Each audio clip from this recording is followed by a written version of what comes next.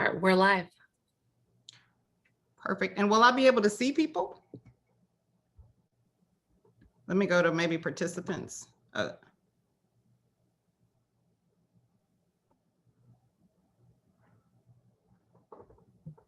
not able to see video, but you'll be able to see them in the list.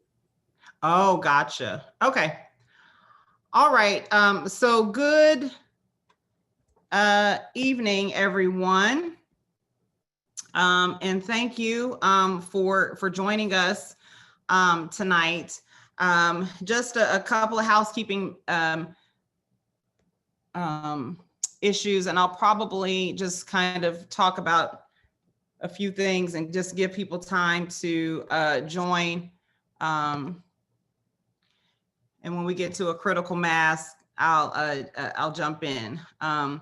So just a few housekeeping issues, and I'd ask, I know you guys are a close-knit community, and so if I've already started talking when other people have joined, I'm sure, Danielle, who's here to help me tonight, but also if you guys will just, if people come in the chat with questions about some of the housekeeping issues I'm about to go over, if you don't mind, just kind of filling them in a little bit, because I'm gonna try to focus on the actual substance of tonight. So one of the things that we are, doing tonight is we are having this as a webinar as opposed to a Zoom that allows us to be able to have more security and for our conversation tonight. So we made that decision. So people will be watching the chat. And so if there's any questions or I need to pause, as a matter of fact, I will also put the chat up so that I can see that as much as possible. But if anybody has any questions, needs me to pause, anything like that, please let me know. But and if you want to ask a question, just raise your hand or mention it in the chat, and Antoine, who's on with us, will unmute you so that you can ask your question. So I'm going to give us one more minute. Let's see, can I request that all entities be elevated to panelists having a webinar?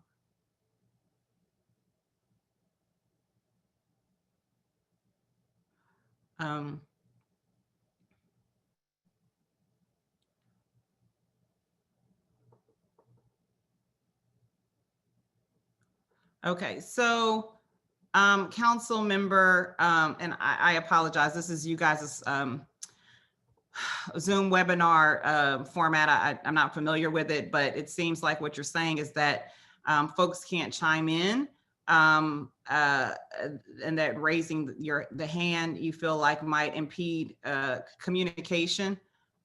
Is that right?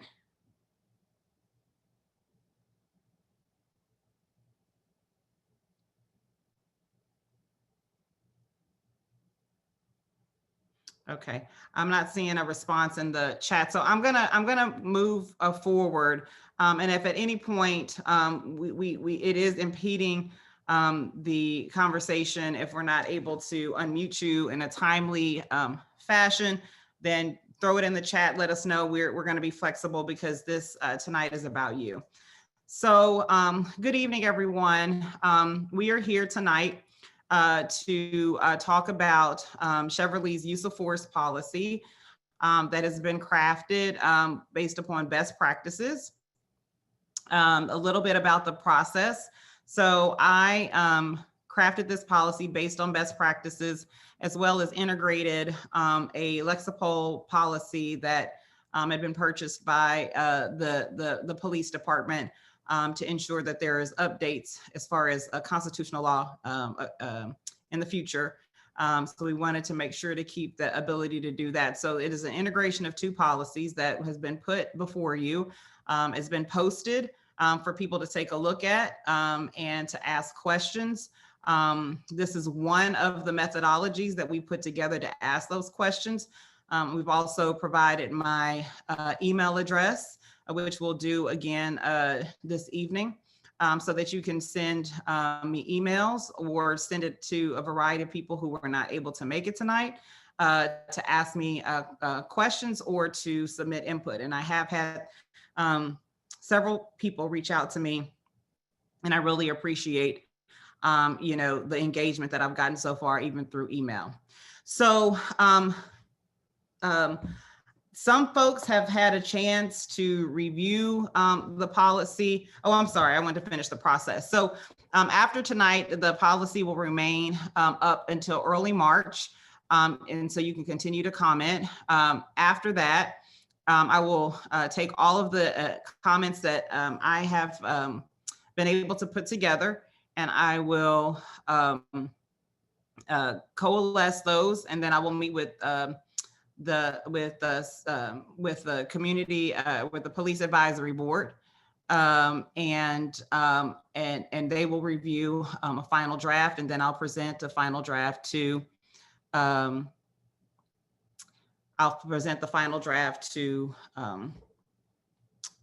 chief.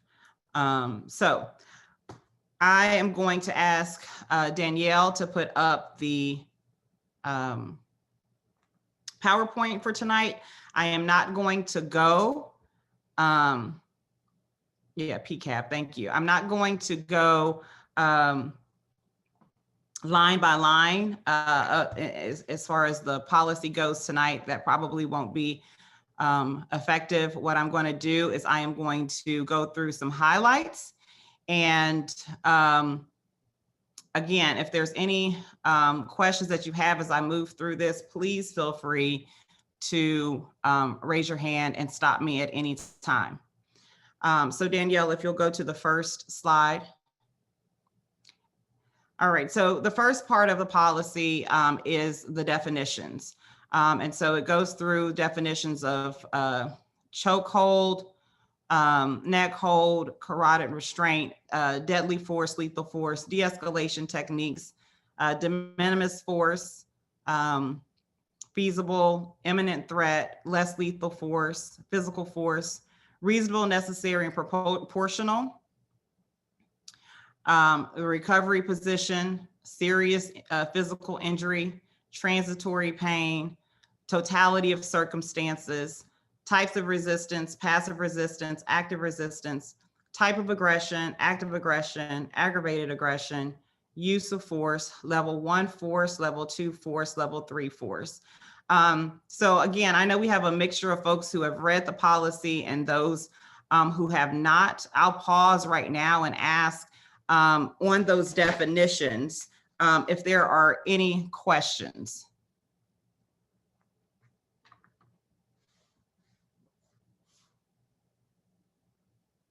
And like I said, I'm going to run through the policy probably in about 20 minutes or so. And then I'm going to open it up for just full-on conversation, which really is where a lot of the conversation comes from. I can see one question. Chokeholds used to be banned, but are not. Why not? So that's going to be, I think, a big part of the conversation tonight, but I'll go ahead and address that. So as we were going through this policy, and as you know, there were several recommendations in 8 Can't Wait. And once that came out, a group of best practices folks got together, and one of the outcomes from that was the best practice was to completely ban chokeholds unless it was a circumstance under which you could use lethal force. So that's pretty much the same time that you would be able to use your gun, you could use a chokehold. So the best practices experts said that to take that away from a police officer completely when they may be wrestling in the throes of trying to save their lives or someone else was not fair, but there should be very strict restrictions around when it can actually be used. And so that we're going to see that later on in the policy, but that is where that came from. Okay, and unless Danielle or Antoine, you see any raised hands, I'm gonna go to the next slide, please.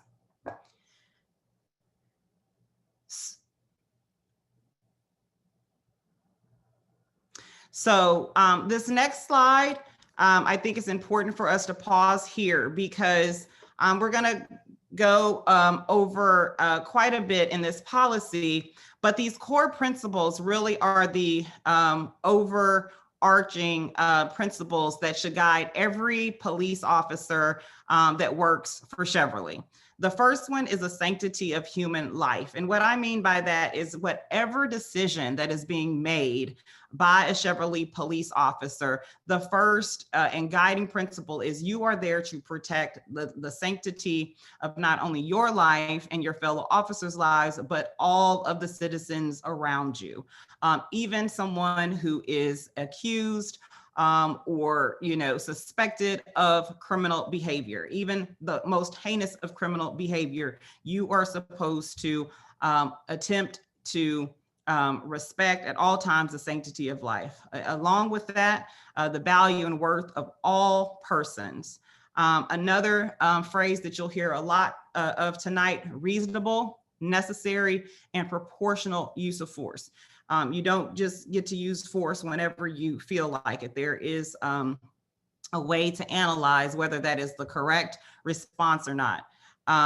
Avoiding escalation. There had been a time in policing where it was accepted that, even though the police officer is the reason why the situation escalated, then they could meet the person that they were confronting with, equal level of force.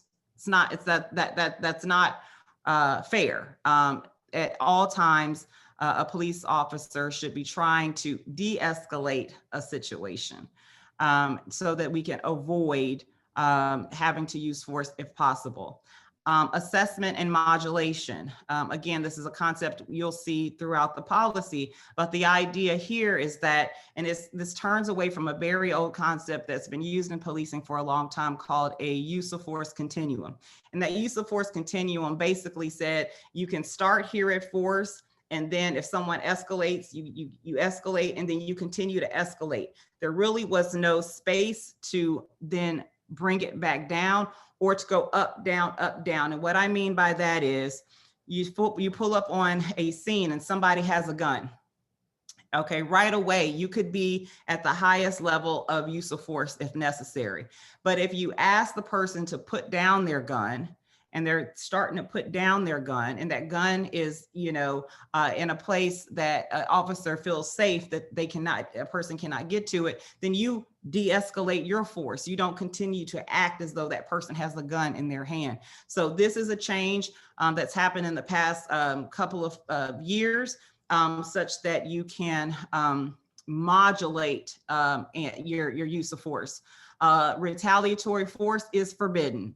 You do not get to use force because someone cussed you out. You don't get to use force because someone was disrespectful to you. You don't get to use force because you're mad that somebody fled the scene from you. You do not get to use force because somebody is filming you with their cell phone. You cannot use force for retaliatory purposes ever. Next is the reporting of use of force. So the way that these processes usually work is that you get your policy together, you get your training together, and then you've got to have accountability. And the way that you have accountability is looking at the reporting of use of force, tracking that data, and understanding patterns and trends as it relates to that force. And the information comes from good use of force reports. The next is the duty to intervene. This is something that has really come to our attention in the past couple of, in the past year in particular, after the murder of George Floyd.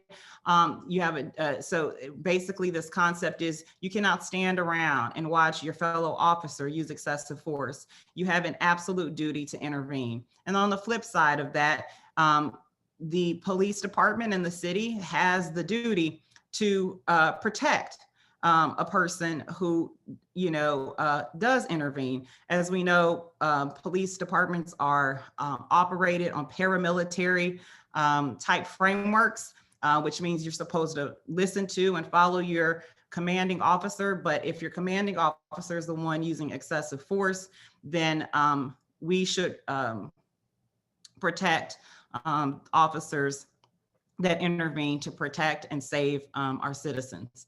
The next is the duty to provide medical assistance.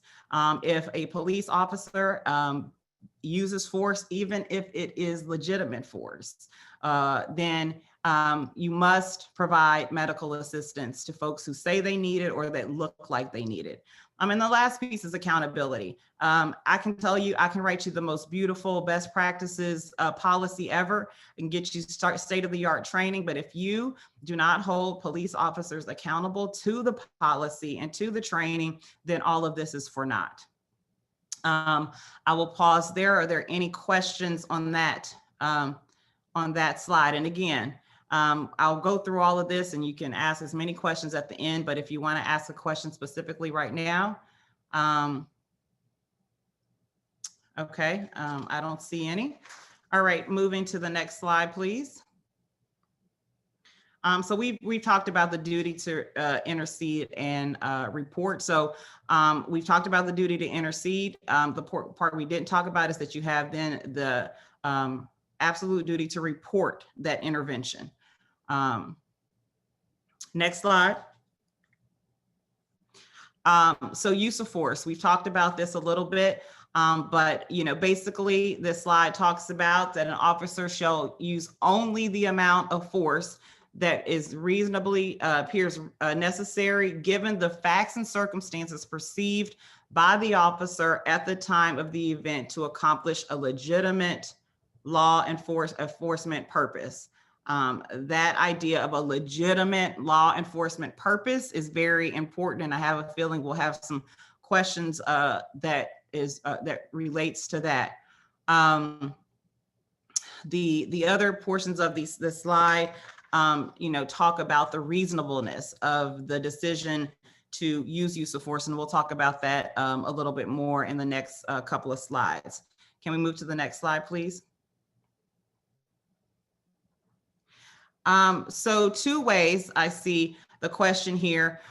You can use the raise your hand function, and I'm asking Danielle and Antoine to let me know if any hands are raised so that you can be unmuted and ask your question. But then also I'm trying to, I can't promise that I have the chat up here kind of over in my left-hand corner. So if you ask a question in the chat and I see it, I will try to respond. So you can use either way.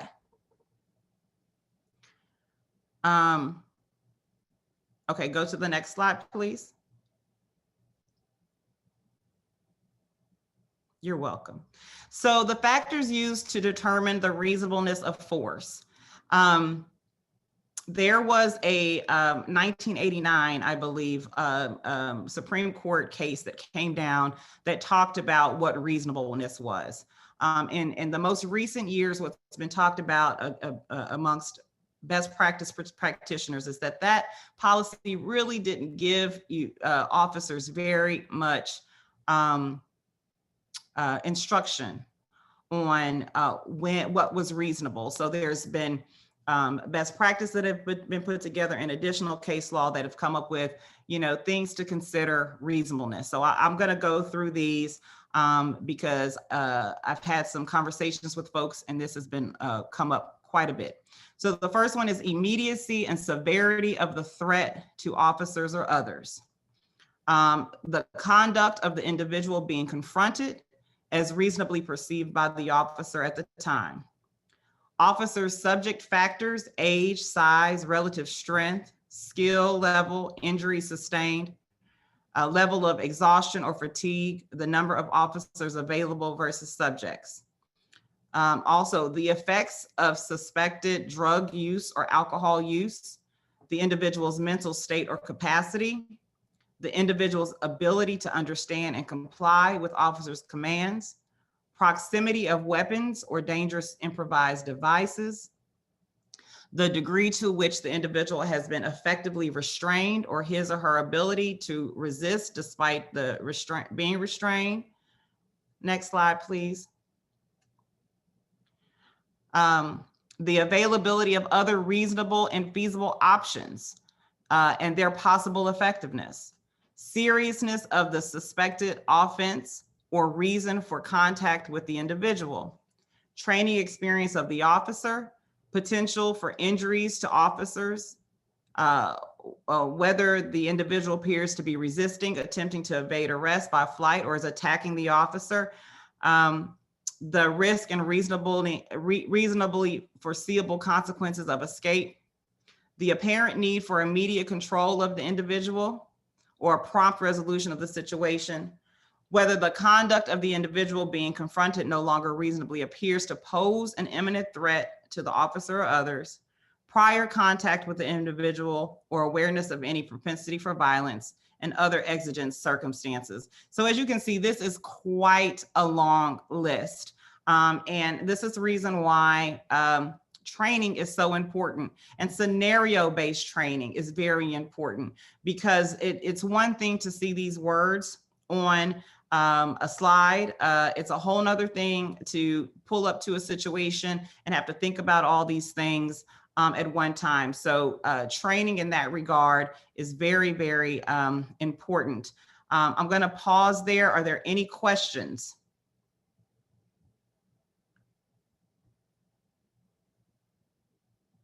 Okay, seeing none, you can go to the next slide, please. Ms. Martin, we have one question. In the Okay. Is there any requirement to check if body cameras are on before using force for Ms. Jennifer Cone? Generally in a body worn camera policy, that wouldn't be here, but there's generally a policy around body worn cameras. There are very clear guidance around when you're supposed to have your body worn camera on. And certainly if you are, engaging with someone for a law enforcement purpose, your body camera should be on. There are very few circumstances, perhaps when you're, investigating a sexual related crime. So you want to protect, the victim, or when you're talking to children. Sometimes when you go in somebody's house, people ask for you to turn the camera off, and you have to get permission on the camera. But generally, you should have your camera on, and it should capture any instance where there is force is used. That would be a rare occasion. I'm looking here, attempting to evade arrest has notoriously resulted in lethal outcomes we hear on the news. Can this be mitigated? Absolutely. Because let's pay attention to a couple of things that are mentioned on here. First of all, on the first slide, it said the reason for a stop. One of the most, I wouldn't say famous, but one of the most heartbreaking really cases that happened a couple of years ago was a gentleman who was stopped for, I believe it was child support. So nothing indicated that this man was dangerous. I don't recall that there was any warrants, any background on him. When he jumped out of his car, there was no reports of having a gun. There was no reports of him turning towards the officer. There was nothing that could possibly be articulated from the facts as reported that this individual was dangerous. And so him being shot in the back was not reasonable. Let's remember that standard. What is a reasonable use of force? And so that's the way this is mitigated, and what's reasonable. And when you consider all of these, items that we just went through, an officer would have to articulate that any of these, were the circumstances under which they decided to use force. And then you have to then answer, okay, if you thought you needed to use force, why'd you skip all the way to level 3? Why'd you skip level 1 and 2 and other ways that you can mitigate this? And again, that's why this reporting is so important. One of the things that I see across the country is boilerplate language. I was in fear of my life without any other context. You need to say, what was the person doing? What did you see? What did you perceive that made you be in fear of your life when you use that force? So that, and then the last thing that I'll say again is that our overarching principle is the sanctity of life. And so what's being taught to police officers now, which is not what they used to teach. What they used to teach to police officers is you go home safe. You and your partner go home safe. Now we are teaching everyone. We want to try to teach everyone should go home safe. And so in that circumstances, those are the questions that, a police chief or an investigator should be asking when they're investigating a use of force. Why did you use it? And why did you use that level? Is there any way to have stronger language around the circumstances surrounding evasion, apparent need to control, or prior contacts? Does the overarching principle of reasonableness cover those at a higher standard? So, one of the things that, the research says, which, and you guys would understand this, is trying to list every circumstance is difficult. So reasonableness really is a totality of the circumstances. And so looking at everything that was happening at the time goes into the reasonableness of, utilizing force. But let me just make sure I answer this question. Is there any way to have stronger language around the circumstances surrounding evasion, apparent need to control, or prior contacts? Or does the overarching principle or reasonableness cover those at a higher standard? So if I'm understanding you correctly, okay, go ahead, Katie. I see that your hand is raised. Thank you. Will somebody unmute her so I can understand her question better? Should be able to speak now. Thanks, Antoine. Hi, Ms. Martin. I can just explain real quick. Those 3 points in the factors that you were listing just strike me as more allowances for officers to make subjective decisions. And so I think my question was mostly about whether, the core principle of reasonableness is that guiding principle, and the fact that this is a little looser or more subjective. It gave me pause, these 3 factors. And so I think I was just trying to work that through. I gotcha. So 2 things. One, certainly, and this may have been in the information that you already submitted, but certainly if there is language that you would like us to consider in this policy, certainly make sure to submit that. But yes, the reasonableness standard would control all of these factors. So a officer that said, you know what, he looked at me a certain type of way and I needed to control him. It's not reasonable. It's not lawful. Prior contacts.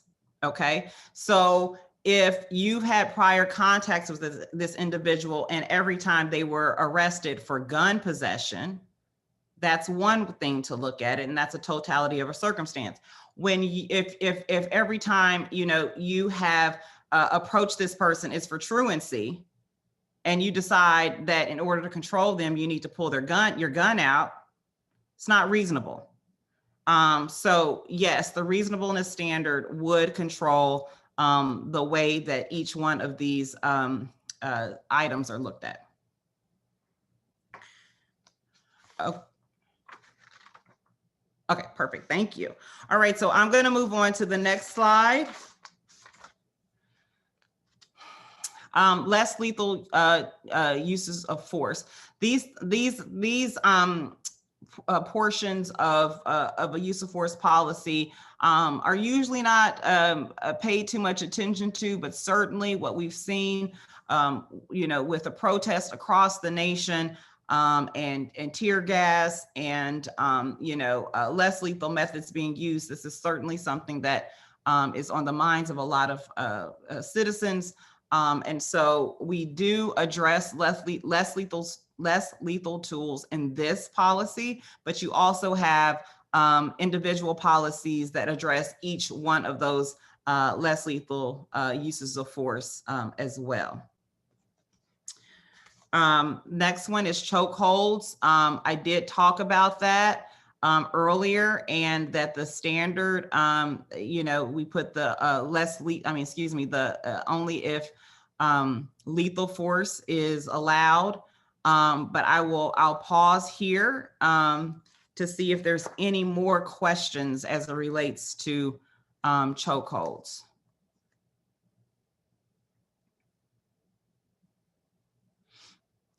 Okay, so the next slide is use of force to seize evidence. Again, we're always trying to use the least invasive way of trying to do the right thing. And so here, this is saying that officers may use reasonable force to lawfully seize evidence and to prevent the destruction of evidence. However, officers are discouraged from using force solely to prevent a person from swallowing evidence or contraband. In the instance when force is used, officers should not intentionally use any technique that restricts blood flow to the head, restricts respiration, or which creates a reasonable likelihood that blood flow to the head or respiration would be restricted. This just can cause issues with of a medical nature. And so that's why that's in there. Next slide. De-escalation, I really talked about this early on, but this has really started to be emphasized over the past 5 years in policy. And what is really emphasized is, a critical thinking model. Think through what you're going to do. Now, obviously, you don't always have that ability to take a lot of time to think. But one of the things that these policies want to do is disincentivize police officers from rushing in. When you rush in, sometimes you're creating a situation in which you're going to have to use force, as opposed to sitting back, tactically repositioning yourself, trying to talk a person down, waiting for backup, things like that. So that's what de-escalation is about. And quite frankly, de-escalation, as we talked about earlier, is a principle of the way that all situations should be addressed if possible. I'll pause there. Any questions on that? Okay, so the next slide is children and youth. As we know, talking with children and young people, takes special skills. And even if they are partaking in quote unquote adult type of behavior, they are not fully cognitively developed. Additionally, one issue that has happened across the country is this idea of bias that feeds into the fact that people often perceive young Black boys as older than they are. And so those are the types of things that have to be trained on. And so that there is a response that aligns with the age of that young person. And so this is what this piece talks about. I'll just read the first part. As part of de-escalation techniques, officers will, when feasible, employ developmentally appropriate tactics, including but not limited to using a calm and natural demeanor, explaining issues slowly and repetitively, and avoiding threatening language.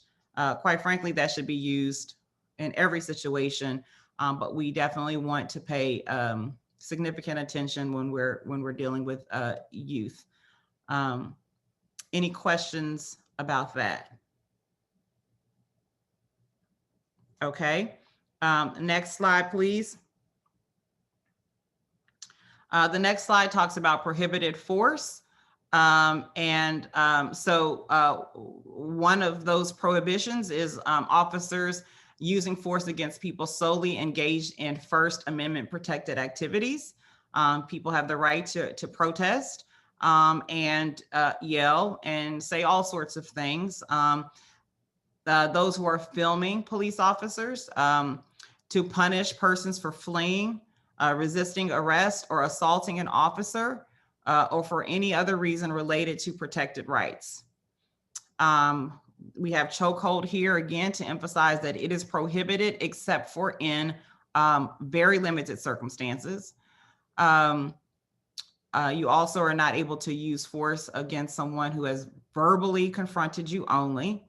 And officers are prohibited from using force to stop a subject from swallowing a substance that is already in their mouth. And obviously that is to protect that person from a medical incident. Any questions there? Next slide, please. Restrictions of use of force. There's several circumstances. They touch on using force against a handcuffed person. There is generally no reason to do that except for to prevent physical injury. You also should not use force against a handcuffed person only to preserve property. And also we want officers to keep in mind is that what force is reasonable, necessary, and proportional against a unrestrained person may not be reasonable, necessary, and proportional when that person is restrained. Any questions there? Okay, please go to the next slide.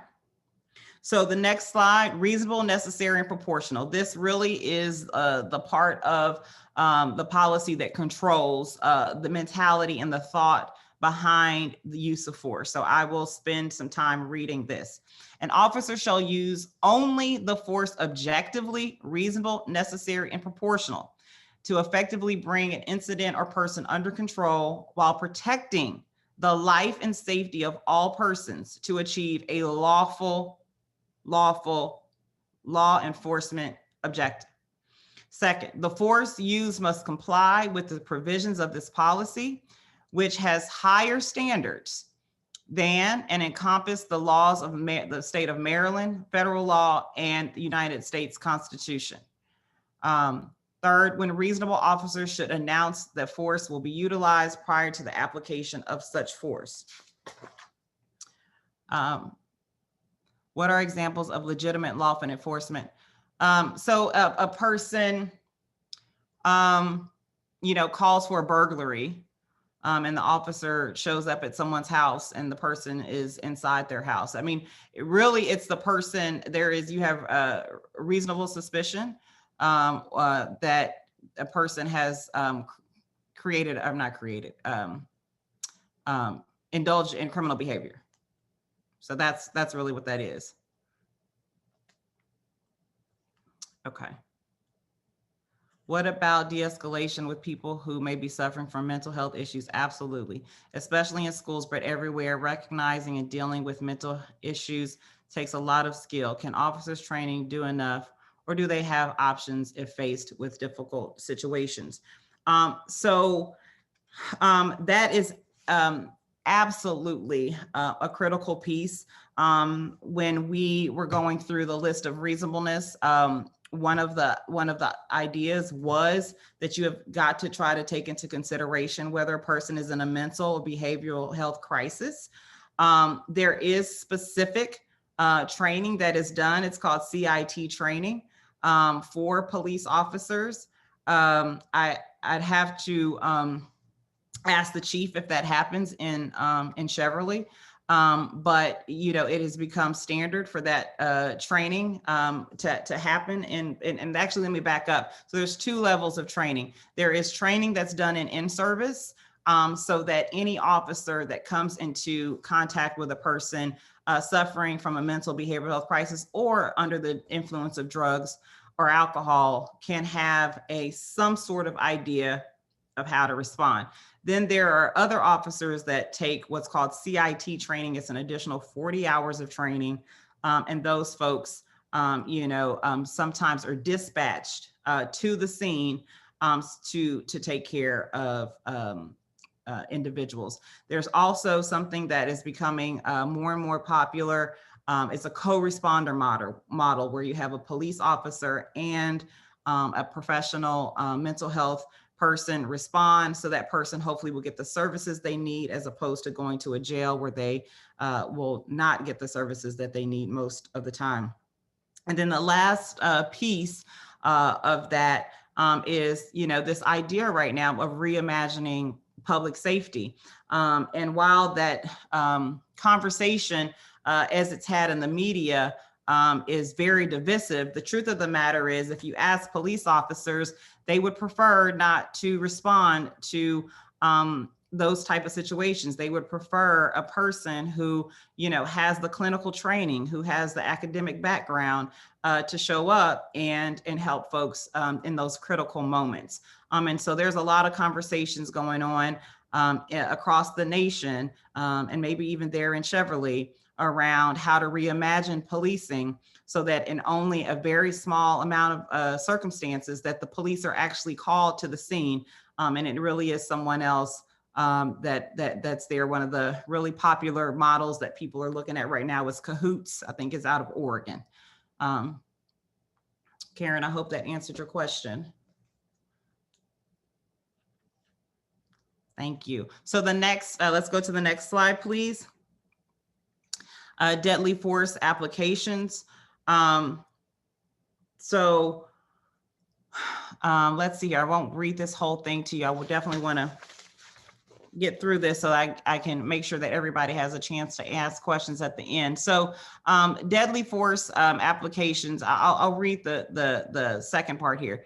Use of deadly force is justified in the following circumstances involving imminent threat or imminent risk. An officer may use deadly force when they reasonably believe that such action is immediately necessary to protect a person from imminent threat of death or serious physical injury. Next, an officer may use deadly force to stop a fleeing suspect when the officer has probable cause to believe that the individual has committed or intends to commit a felony involving the infliction or threatened infliction of serious bodily injury or death, and the officer reasonably believes that there is an imminent risk of serious bodily injury or death to any person if the individual is not immediately apprehended. Under such circumstances, a verbal warning should precede the use of deadly force when feasible. And here's a question. On judging imminent danger, it seems like this policy could call out the effect implicit bias has on officers' judgment about whether an individual is capable of causing serious harm without a weapon and their intent. Do policies ever talk about imminent threat and implicit bias? Absolutely. Generally, there are separate policies on bias in a whole other training on bias by itself. So you are not the only person, Katie, who has brought this to my attention when I talk about this policy. What I'm going to do is I'm going to go back and see if there's ever a place where it's mentioned in use of force policies and not just taken care of in a separate bias policy. But absolutely, these things go hand in hand and should be addressed, whether it's in the same policy or in training. Thank you.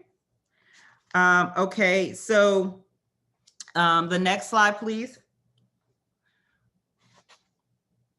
Prohibited deadly force, lethal force. Deadly force and lethal force shall not be used to subdue persons whose conduct is a threat only to property. Deadly force, lethal force shall not be used against persons whose conduct is a threat only to themselves, suicidal subjects. Firing warning shots is prohibited. Firing into crowds is prohibited. Any questions on that?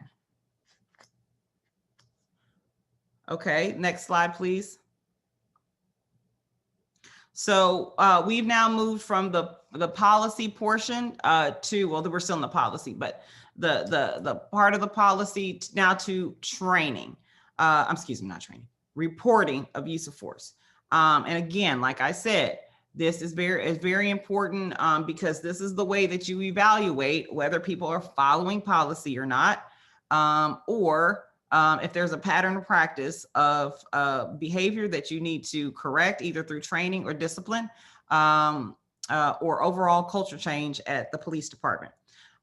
So I will go through just the first portion here. The responsibility to use force includes maintaining vigorous and transparent systems of review to ensure accountability to the community and improve departmental policies and operations. In order to ensure accountability and transparency, officers must clearly and reliably report and thoroughly document each time they use force. And the level of departmental review must be commensurate with the seriousness of the use of force. This balances departmental resources with the need for thorough review. I am going to pause here for a second, and we'll probably talk about it a little bit later. But one of the things that bothered me when I had to write this policy for Cheverly is that there is a lack of supervisors. Because there is a lack of supervisors, that means there's a lack of supervision. And also there is a lack of oversight, and it is hard in any agency to hold people accountable when you are the same rank, but it is especially difficult in police departments to hold your counterparts accountable when you are the same rank. I've seen this across the country. What sometimes happens is you pay a person, extra to act outside of their rank. So they may be an officer and you have them act as a patrol supervisor because you don't have enough supervisors. But again, just imagine one day you're at work and you're there with your coworker who's your friend. Then the next day they're supposed to be your boss, and they come in and tell you, well, do this and do that. And then the next day you're supposed to go to lunch and you're back friends again. And, that does not work. And it doesn't work in police departments. And it becomes a critical issue when it comes to stuff like this. Because when you have a critical incident, you want someone who is trained as a supervisor, who is comfortable with being a supervisor, to know their roles and the rules, and to have an appropriate, what's called span of control, in order to make sure that these types of policies work right. And so, I think that's an issue with you guys in Cheverly, and I had to kind of draft language to say, oh, when a supervisor comes in the next day, then they'll review and that sort of thing. I had to work with that language, and that may be a bit uncomfortable. So I think that is something that you all need to look at. That's outside of the purview of the scope of my work. But that is something that I definitely wanted to bring up. Katie, you say that part is so important. Thank you for raising it as a specific characteristic of our small department. And actually, Katie, it's also a issue in large departments. And what they often have to do, because recruiting of police officers is so difficult right now, that you might have to call a supervisor from another district to come over and do your use of force reporting. So the lack of supervisors is an issue across the nation, but it's something that every subject matter expert, as it relates to use of force, tells police departments that they should work on that if they can, because it's too late once a critical incident happens for you to go find the right person. You need the right person when that situation happens. And so I'll digress. I'll get off my soapbox about that. So if there's no questions on that, if you'll go to the next slide, Danielle. Some uses of force are deemed to be so important that you don't wait till the end of a shift. You don't wait to go write a police report. You need to verbally tell your supervisor right away. I will hit just a couple of these. When the use of force causes a visible injury, when the application would lead a reasonable officer to conclude that the individual may have experienced more than momentary discomfort. When the individual subject to the force complained of injury or continuing pain. This is very important. Sometimes people are complaining and the officer they don't look like they have an issue. You don't get to make that discretion. If the person is complaining, then it's best to get them the help that they need. if the individual indicates they're going to pursue litigation because you want evidence to be preserved in the right way. Any application of a taser or CEW, a application of restraint device other than handcuffs, hobble straps, leg irons, or belly chains. The individual subject to the force was rendered unconscious. An individual was struck or kicked. An individual alleges unreasonable force was used, or that any of the above has occurred. Any questions there? Okay. So next, general reporting and investigating requirements. So officers shall immediately notify their supervisor, based upon the notification. They should classify their force as level 1, 2, or 3, which we'll discuss in a second. When multiple officers are involved in the use of force, it should be reviewed at the highest level reached by any officer during the incident. When involving a child should be added to automatically involve. Oh, I agree with that. Okay, thank you, Jennifer. We're going to take that down. Thank you. No supervisor who ordered, used, or participated in reportable force or the tactical planning that led to the force will conduct an investigation unless no other supervisors are available and approved by the chief of police. Lastly, if any time during the investigation of a use of force, supervisors believe that a policy violation has occurred, the supervisor will suspend the investigation and consult with the chief of police to ensure compliance with all applicable laws and to preserve the integrity of any required internal affairs investigation. Okay. Any questions on that? So next, something else that has happened in the past couple of years is this idea of delineating use of force and putting them in categories so that an officer can better understand what levels of force they can use and under what circumstances. So a level 1 is considered one of the least or the least use of force. When you report that, you're going to report things like the reason for your presence, a description of the facts and circumstances around the use of force, including officer and subject actions, a description of all force used, and a description of de-escalation efforts or why de-escalation was not feasible. Witness officer statements are not required at type 1. However, a witness officer may choose to provide a statement. I have had a submission from someone in the community that wants us to look at that, that provision there. Level 2, please go to the next slide. Supervisors do not need to respond to the scene of a type, oh, we're still on type 1. Please go to level, go back. I want the community to know this. But what I want you to know from this is that the supervisor will prepare a use of force investigation report within 7 working days that summarizes the facts and circumstances of the use of force and indicating whether the force was within CDP policy or not. The chief will review that report and make a final determination of whether force was within policy. Okay, please go to the next slide, use of force type 2. All involved officers shall write a use of force report, including all of these different things that are listed. I won't read those to you, but they're basic things that you would expect to be reported. And again, the reason why the police was there in the first place, a description of all force used and observed, a description of all observed resistance or threat posed by the subject, any attempts to de-escalate the situation, and any and all violations of the departmental policy known to the reporting officer. Next slide, please.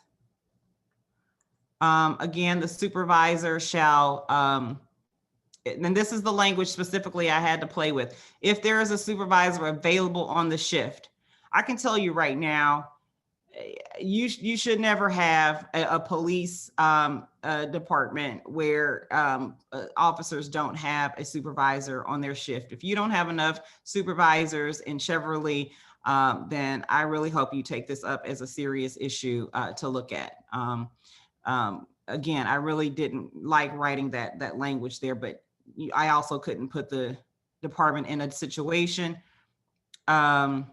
Is the chief open to having an on-call supervisor? I can certainly ask about that, and we did talk about it a little bit, but Danielle will take that down as a question to go back to the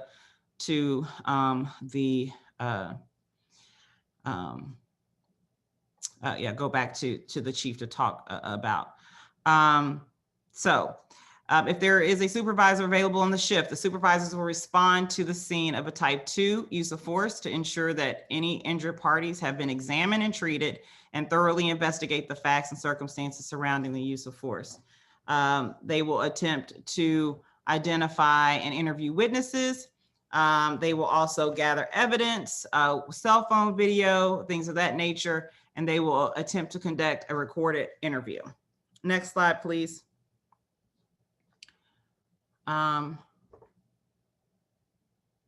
Yes, so this is the most serious type of use of force. This is lethal force. What we require here is that if this type of force is used, then supervisors will immediately notify the chief of police that a use of force has occurred. Supervisors will respond to that use of force. They will support the investigation.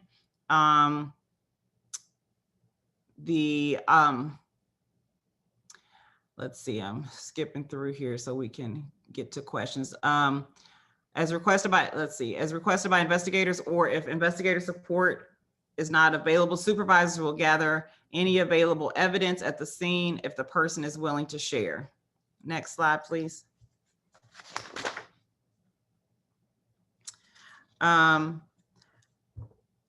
As requested by investigations, or if investigation support is not available, supervisors will attempt to conduct a recorded interview with the subject at the scene, out of view from all witnesses and other officers. If this interview is conducted without the individual having voluntarily waived his or her Miranda rights, the following shall apply. The content of the interview should not be summarized or included in any related criminal charges. The fact that a recorded interview was conducted should be documented in a property or other report, and the recording of the interview should be distinctly marked for retention until all potential for civil litigation has expired. Next slide.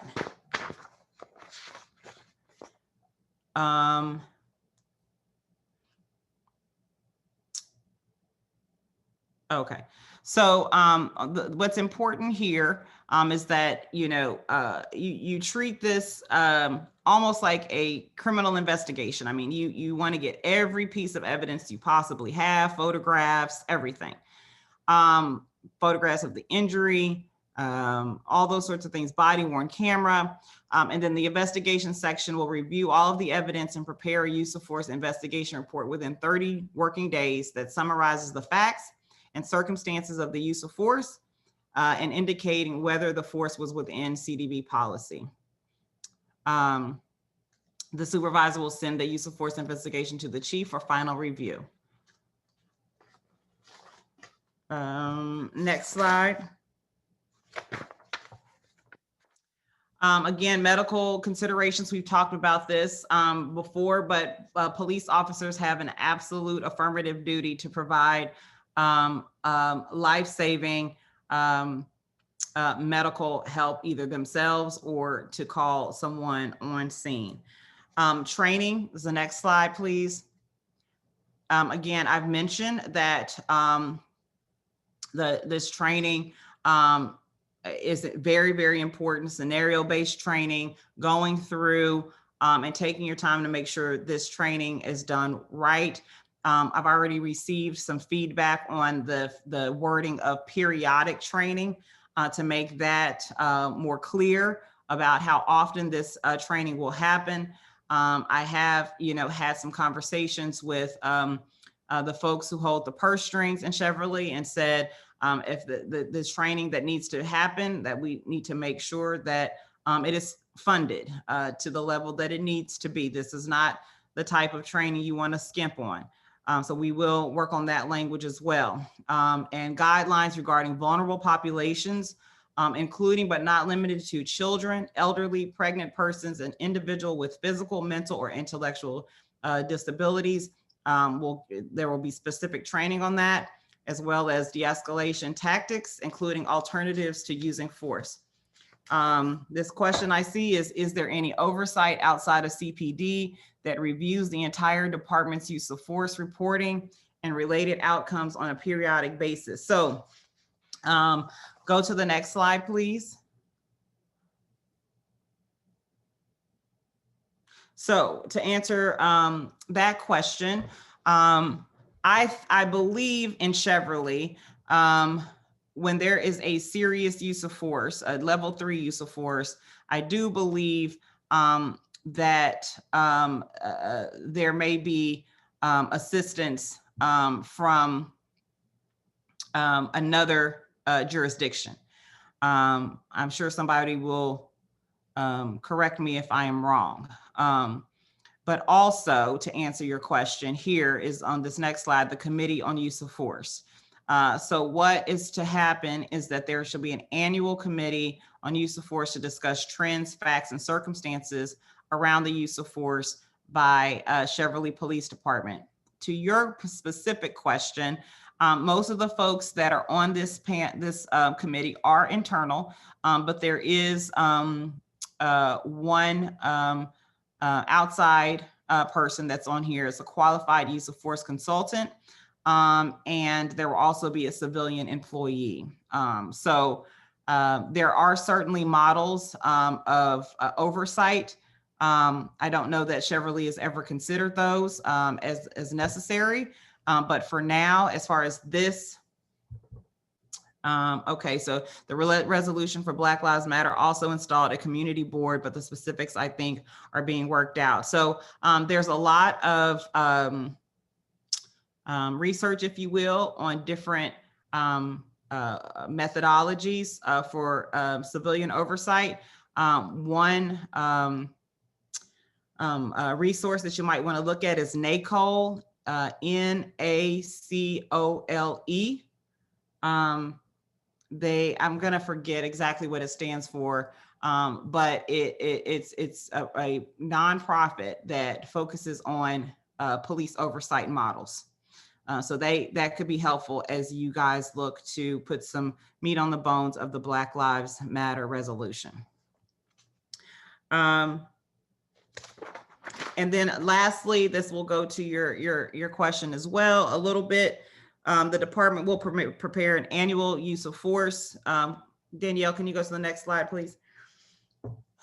The department will prepare an annual use of force report summarizing the outcomes of the annual committee on use of force and any actions taken. The report should include the identification of trends in the use of force by members, including location, time of day, types of force, subject demographics, officer demographics, training needs, requirements, equipment, policy revisions. One of the things that is a best practice here, you can go to the next slide so people can see my contact information. Danielle, thank you. One of the best practices here is an analysis of lawful but awful. Thank you, Mayor, for that. And Antoine, thank you. And Karen, thank you. You all come work with me and help me out.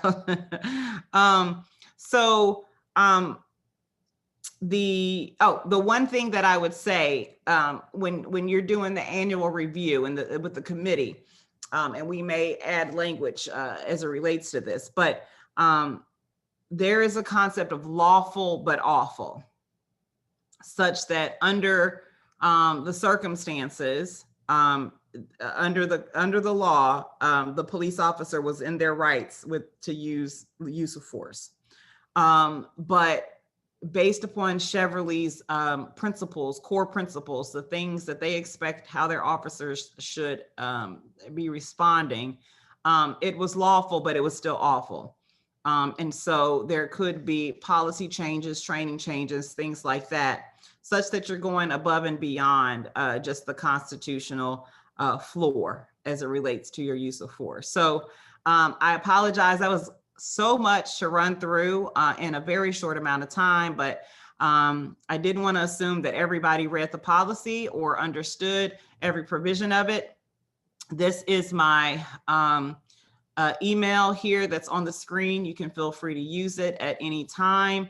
And you can send in your comments, you can send in your thoughts. Please feel free to send it around to other community members.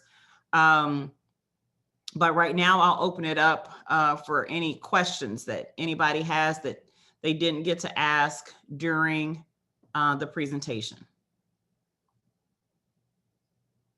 Should the department be sued for improper use of force? Is it the town that is sued, or is there insurance coverage that the department has? So generally what happens is, as a lawyer, I would sue the officer, and I would sue the police department and the city. Generally, cities are self-insured. There's a certain pot of money that is set aside in budgets to pay out settlements. And that's what happens in a lot of cities. But you may be insured. But either way, the way that the law is written right now, and it is a hot area of contention, particularly there's going to be federal legislation that is introduced.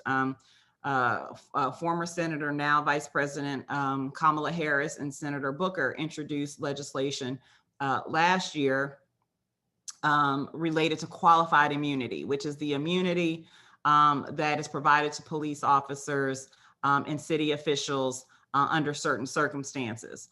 And so that shields oftentimes, officers from prosecution, even though there can be civil suits.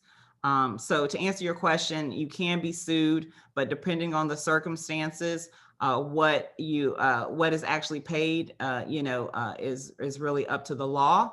And as far as who pays, generally it's the city, even if the officer is found guilty. And it comes either through funds that are set aside or some other source. Any other questions?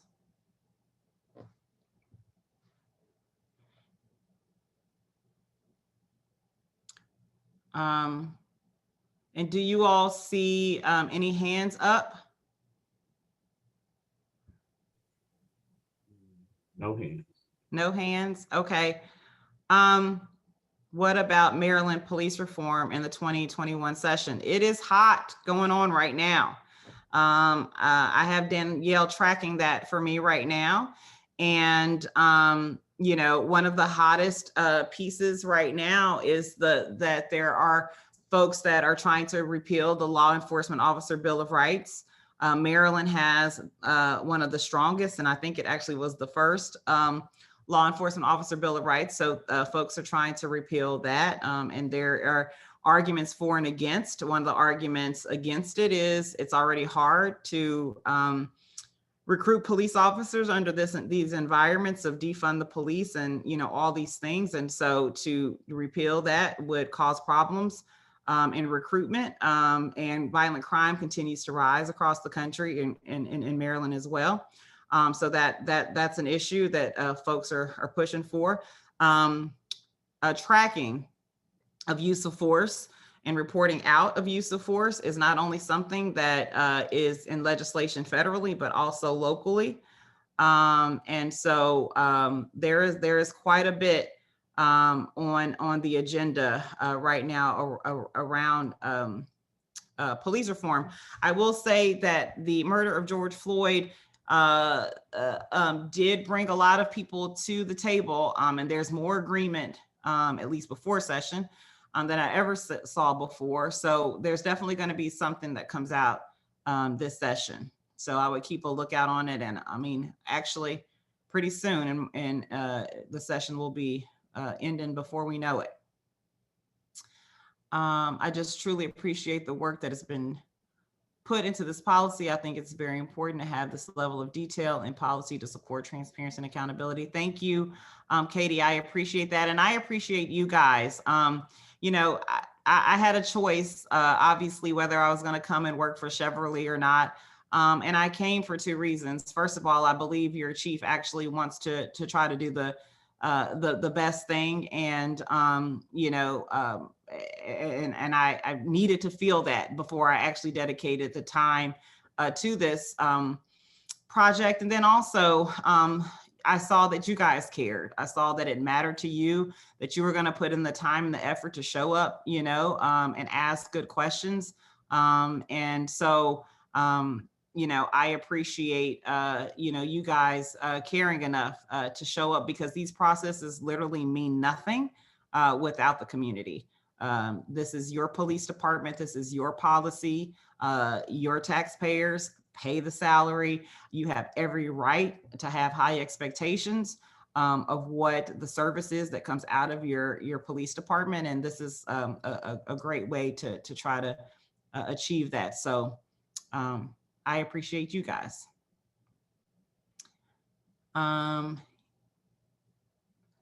Any other questions or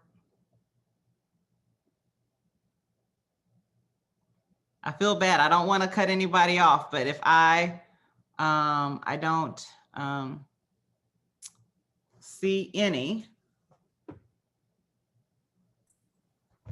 Okay. All right. Well, you guys, thank you so much. Like I said, there's my email address. Use it. And oh, Chief, please. It's Martin, real quick. I just wanted to make two comments to two questions. There's no reason to leave community hanging when I'm sitting right here. Okay, perfect. There were two questions pertaining to, one of which was one question pertaining to on-call supervisors. We have had on-call supervisors. That's kind of the history of the department. Our supervisors have always been on call because we haven't had enough to staff, patrol, and make sure we have one on duty at all times. So for the past 12 years, coming up on 12 years that I've been here, that's how we've handled it. Officers call a supervisor that's responsible for answering an on-call phone. However, we've been transitioning, thanks to our current mayor and council, for approving the funding. We now have budgeted, we have funding available to hire full-time supervisors, and we have filled 2 of those positions. So we're still seeking candidates to fill the other 2. The other question was in relation to oversight with, I think it was category 3 use of force or level 3 use of force. And you had mentioned something about external agencies coming in to do an investigation. All officer involved shootings are handled by the Prince George's County CERT team, which is their internal affairs division that is connected with the state's attorney's office to have all officer involved shootings screened by grand jury. So any officer involved shooting investigation would automatically be handled by that division of Prince George's County Police. I just wanted to add that. That's what I was thinking, but I couldn't remember. Thanks so much, Chief. No, thank you. I can't thank you enough for the work that you've put into this. My pleasure. All right. Seeing no hands or anything else in the chat, I will bid you guys a good night.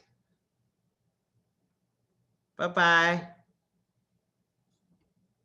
Thank you. Thank you, guys.